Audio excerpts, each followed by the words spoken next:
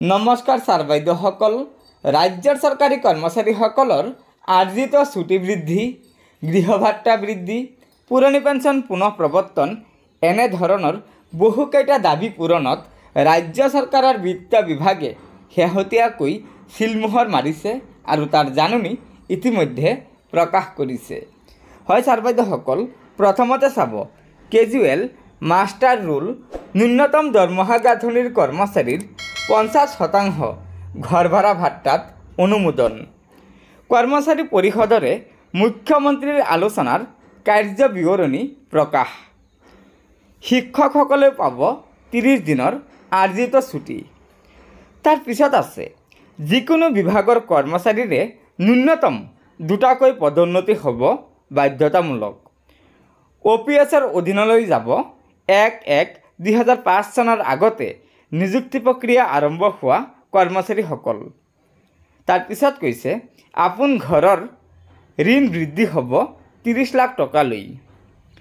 সদৌ অসম কৰ্মচাৰী পৰিষদে অলপতে মুখ্যমন্ত্ৰী ডক্টৰ হিমন্ত বিশ্ব শৰ্মাৰ সৈতে কৰা আলোচনাৰ পাছত বিত্ত বিভাগে প্ৰকাশ কৰা বৈঠকখনৰ কাৰ্য বিৱৰণীয়ে ৰাজ্যৰ কৰ্মচাৰী সমাজলৈ কেইবাটাও ভাল খবৰ কঢ়িয়াই আনিছে।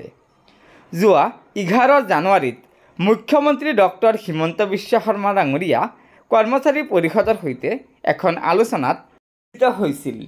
আলোচনাৰ অন্তত কৰ্মচাৰীলৈ আহিবলগীয়া সুখবৰসমূহ কৰ্মচাৰী পৰিষদে ৰাজহুৱা কৰিছিল যদিও বিত্ত বিভাগৰ সচিবে কাৰ্য বিৱৰণীত স্বাক্ষৰ কৰাৰ পাছত প্ৰতিশ্ৰুতিসমূহ বিভাগীয়ভাৱে কাৰ্যকৰী হোৱাটো নিশ্চিত হৈ পৰিল। ৰাজ্য চৰকাৰৰ কৰ্মচাৰীসকলে 30 দিনৰ আৰ্জিত ছুটি লাভ কৰাৰ বিপৰীতে শিক্ষকসকলে মাত্ৰ 10 দিনৰহে আৰ্জিত ছুটি লাভ কৰে। শিক্ষক সংগঠনসমূহে দীৰ্ঘদিনৰ পৰা আৰ্জিত ছুটি 30 দিনলৈ বৃদ্ধি কৰাৰ দাবী জনাই আহিছিল।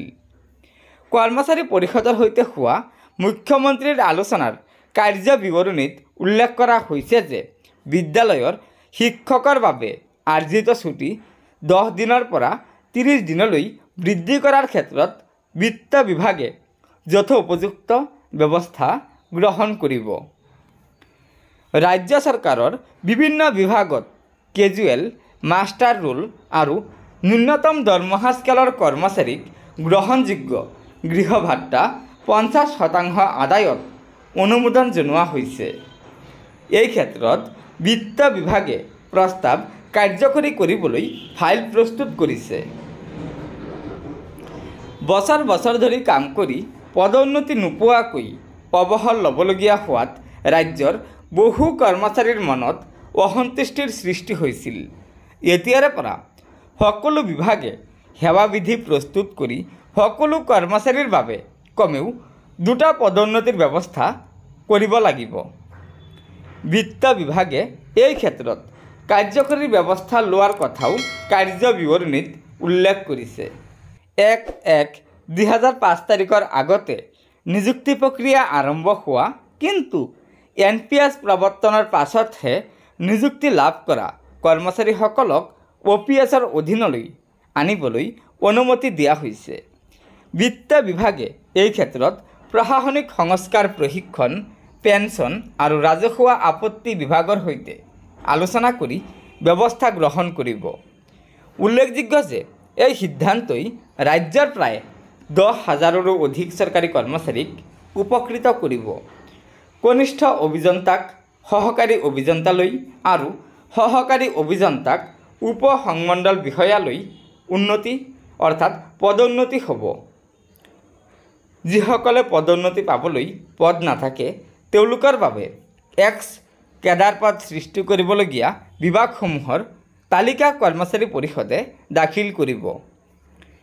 বৰ্তমানৰ হিতাধিকাৰীয়ে 30 লাখ টকা পৰ্যন্ত ঋণ ল'ব পৰাকৈ আপোন ঘৰ আঁচনিৰ সন্দৰ্ভত নিয়ম সলনি কৰিবলৈ বিত্ত বিভাগে ইতিমধ্যে ব্যৱস্থা গ্ৰহণ কৰিছে।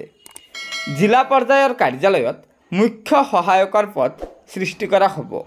যিবোৰ পদৰ বাবে অৰ্হতা স্নাতক প্ৰয়োজন হ'ব তেনেবোৰ পদত নিযুক্তসকলক স্নাতক স্কেল দিয়া হ'ব অৰ্থাৎ গ্ৰেজুৱেট স্কেল দিয়া হ'ব। হয় এই সন্দৰ্ভত বিত্ত বিভাগে প্ৰকাশ কৰা কাৰ্য বিৱৰণীখন চাব। কাৰ্য বিৱৰণীখনৰ বিষয় আছে 11/1/2025 তাৰিখে সদৌ অসম কৰ্মচাৰী পৰিষদৰ সৈতে ৰাজ্যৰ মুখ্যমন্ত্ৰী ডক্টৰ হিমন্ত বিশ্ব শৰ্মা ডাঙৰীয়াৰ যিখন বৈঠক অনুষ্ঠিত হৈছিল, সেই বৈঠকত যিসমূহ সিদ্ধান্ত গ্ৰহণ কৰা হৈছিল সেই সিদ্ধান্তসমূহ কাৰ্যকৰীকৰণ সন্দৰ্ভত প্ৰথমটো সিদ্ধান্ত আছিল কেজুৱেল, মাষ্টাৰ ৰুল আৰু মিনিমাম পে স্কেল পোৱা চৰকাৰী কৰ্মচাৰীসকলৰ বাবে এইচাৰে অৰ্থাৎ গৃহ ভাত্তা 50% দিয়াত অনুমোদন আৰু এই সন্দৰ্ভত বিত্ত বিভাগক যাৱতীয় কাৰ্য ব্যৱস্থা হাতত ল'বলৈ নিৰ্দেশ দিয়া হৈছে। 2 নম্বৰত আছে সকলো বিভাগৰ চৰকাৰী কৰ্মচাৰীসকলৰ বাবে সেৱা বিধি প্ৰণয়ন কৰা আৰু অতি কমেও 2টা পদোন্নতিৰ ব্যৱস্থা ৰাখিবলৈ বিত্ত বিভাগক নিৰ্দেশ দিয়া হৈছে। 3 নম্বৰ আছে 1/1/2005 তাৰিখৰ পূৰ্বতে যিসমূহ বিজ্ঞাপন প্ৰকাশ পাইছিল আৰু সেই বিজ্ঞাপনত যিসকল চৰকাৰী কৰ্মচাৰীক নিযুক্তি দিয়া হৈছিল তেওঁলোকৰ বাবে পুৰণি পেঞ্চনৰ ব্যৱস্থা অতি শীঘ্ৰে কৰিব লাগে আৰু ইয়াৰ বাবে বাজেট বিত্ত বিভাগক নিৰ্দেশ দিয়া হৈছে। 4 নম্বৰত কৈছে জেইসকলক AI লৈ আৰু AE সকলক SDO লৈ আৰু যিবিলাক বিভাগত পদোন্নতিৰ ব্যৱস্থা নাই তেওঁলোকৰ বাবে এক্স কেডাৰ পদ সৃষ্টি কৰি হ'লেও পদোন্নতি দিয়াৰ বাবে বিত্ত বিভাগ অৰ্থাৎ SIU/PRU বিভাগক নিৰ্দেশনা দিয়া হৈছে। 5 নম্বৰ সিদ্ধান্ত আছিল অসম চৰকাৰৰ কেবিনেট বৈঠকত সিদ্ধান্ত গ্ৰহণ কৰিছে যে চৰকাৰী কৰ্মচাৰীসকলৰ গৃহ ঋণ 30 লাখ টকা পৰ্যন্ত ধাৰ্য কৰা হৈছে আৰু চৰকাৰী কৰ্মচাৰীসকলে যাতে 30 লাখ টকাৰ গৃহ ঋণ লাভ কৰিব পাৰে তাৰ বাবে বিত্ত বিভাগক ব্যৱস্থা গ্ৰহণ কৰিবলৈ নিৰ্দেশ দিয়া হৈছে। 6 নম্বৰ আছে প্ৰতিখন ডিষ্ট্ৰিক্টতে ডিষ্ট্ৰিক্ট লেভেল কাৰ্যালয়সমূহত হেড এছিষ্টেণ্ট পোষ্ট ক্ৰিয়েশ্যন কৰাৰ বাবে বিত্ত বিভাগ অৰ্থাৎ SIU বিভাগক নিৰ্দেশ দিয়া হৈছে। 7 নম্বৰ আছে যিসমূহ পদবীৰ বাবে গ্ৰেজুৱেট অৰ্হতা প্ৰয়োজন হয় অৰ্থাৎ স্নাতক অৰ্হতা প্ৰয়োজন হয় সেই কৰ্মচাৰীসকলৰ বাবে গ্ৰেজুৱেট স্কেল দিয়াৰ বাবে বিত্ত বিভাগক ব্যৱস্থা কৰিবলৈ আৰু সম্পূৰ্ণ বিষয়টো পৰ্যবেক্ষণ কৰাৰ বাবে এখন কমিটি গঠন কৰিবলৈ নিৰ্দেশ দিয়া হৈছে। কিন্তু এই সন্দৰ্ভত সঠিককৈ বিত্ত বিভাগে এতিয়ালৈকে কোনো ব্যৱস্থা কৰা নাই অৰ্থাৎ গ্ৰেজুৱেট স্কেল দিয়াৰ বাবে এতিয়ালৈকে বিত্ত বিভাগে কোনো সিদ্ধান্ত গ্ৰহণ কৰা নাই। 8 নম্বৰত কৈছে ৰাজ্যৰ চৰকাৰী বিদ্যালয়সমূহত কৰ্মৰত শিক্ষক কৰ্মচাৰীসকলে যি 10 দিনৰ আৰ্জিত ছুটি লাভ কৰে সেই আৰ্জিত ছুটি 30 দিনলৈকে বৃদ্ধি কৰাৰ বাবে বিত্ত বিভাগক নিৰ্দেশ অৰ্থাৎ যাৱতীয় ব্যৱস্থা গ্ৰহণ কৰাৰ বাবে নিৰ্দেশ দিছে। গতিকে ছাৰ বাইদেউসকল এইকেইটাই আছিল আমাৰ ৰাজ্য চৰকাৰে ৰাজ্যৰ চৰকাৰী কৰ্মচাৰীসকলৰ স্বাৰ্থত গ্ৰহণ কৰা সিদ্ধান্ত যাৰ দ্বাৰা ৰাজ্যৰ লাখ লাখ চৰকাৰী কৰ্মচাৰী উপকৃত হ'ব। গতিকে লগৰ বন্ধুবৰ্গক এই ভিডিঅ'টো শ্বেয়াৰ কৰি আজিৰ এই গুৰুত্বপূৰ্ণ খবৰটো জনাই দিব আৰু নতুনকৈ অহা ছাৰ বাইদেউসকলে অনুগ্ৰহ কৰি আমাৰ এই চেনেলটো ছাবস্ক্ৰাইব কৰি ল'ব। ধন্যবাদ। জয় আই অসম।